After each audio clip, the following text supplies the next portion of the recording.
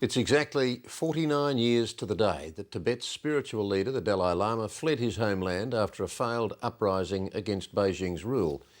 And it's this anniversary that has sparked the worst bloodshed in Tibet for 2 decades. For the past week, anti-government demonstrators have taken to the streets of the capital, Lhasa, and troops have retaliated with force. The official line is that 13 people have been killed, but Tibetan exile groups claim the death toll is more than 80. South Asia correspondent Peter Lloyd reports from Dharamshala, the Indian town where the Dalai Lama and the Tibetan government in exile is based.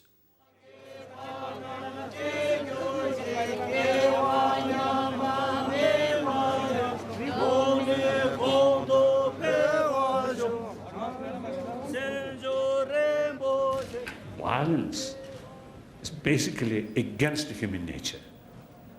Secondly, not practical. So now we really need miracle power.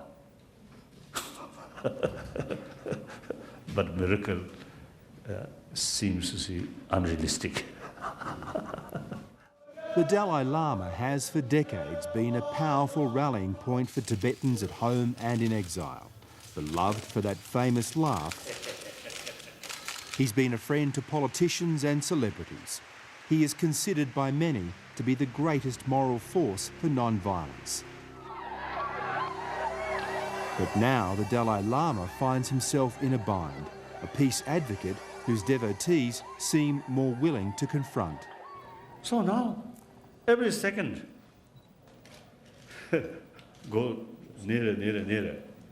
I feel very sad, very serious, very anxious, but cannot do anything. He says this weekend's violence was a spontaneous result of deep-rooted frustration at Chinese rule. In the Tibetan capital Lhasa, there was bloodshed after scores of protesters defied authorities and took to the streets. Police retaliated with force, and Tibetan authorities in exile claim more than 80 people were killed. Beijing accuses what it calls a separatist Dalai Lama clique of masterminding a plot to oust the Chinese from Tibet. They immediately point to the Dalai Lama. All this is created by Dalai Lama. But now here. It may seem remarkable to some that even now the Dalai Lama says Beijing should not be robbed of the right to host the Olympics. The Chinese people, over billion human beings, they really feel proud of it. And then China, people talk about China, the most populated nation, and basically cultured nation with long history. So right from the beginning, I expressed China deserves to make as a host of the Olympic game. We are appealing to the international community to boycott the Beijing Olympic Games, and we are also appealing to the IOC that they must immediately cancel the Olympic Games.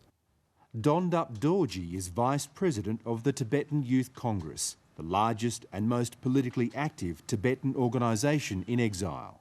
The development, is becoming deteriorating day by day, and the recent development is a clear, message to the international community that what China have promised to the international community, before hosting the Olympic game, that they will improve the human rights situation inside Tibet and China, but which they have failed. Even the Falun Gong practitioners are appealing for the boycott of Olympics in China. A far larger issue for exiles is the endgame, independence or autonomy. The Dalai Lama says it's the latter.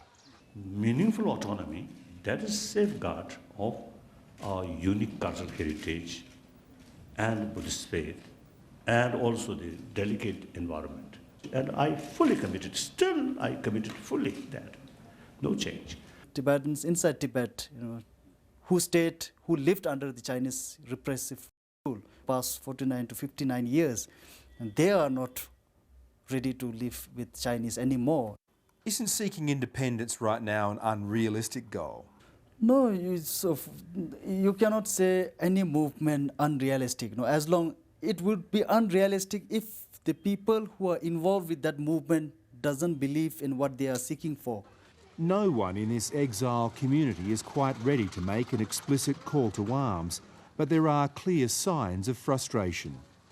Even at the cost of one's life, we will fight for the independence of Tibet. So to be clear, what you're saying is that violence is an option. People could, might have to rise up violently. So that is up to the, so we don't, block that approach. That is up to the, Tibetan movement to, it has to go, it will take its shape. If the Tibetan people volunteers to take up arms, then it is up to the Tibetan people. The sense of nationalism just is so high inside me that it just goes beyond the limit, right, in me, and that makes me to fight against these indiscriminate crimes that are being done to my brothers and sisters, my mother's parents, and all those who are human beings. And among the youngest exiles, powerful emotions are competing with the Buddhist teachings of peace. I'm with Dalai Lama, right? His Holiness Dalai Lama. I do follow his ideologies about non-violence and peace, but at the same time, right, the Chinese are going beyond the limit. I think so. They have violated human rights since 1959, and world around the globe has been ignoring this fact. It's 49 years to the day since the Dalai Lama fled Lhasa after the failed 1959 uprising against the Chinese. After half a century, his campaign to preserve an ancient way of life in the face of Chinese aggression seems as distant as ever. Bye-bye.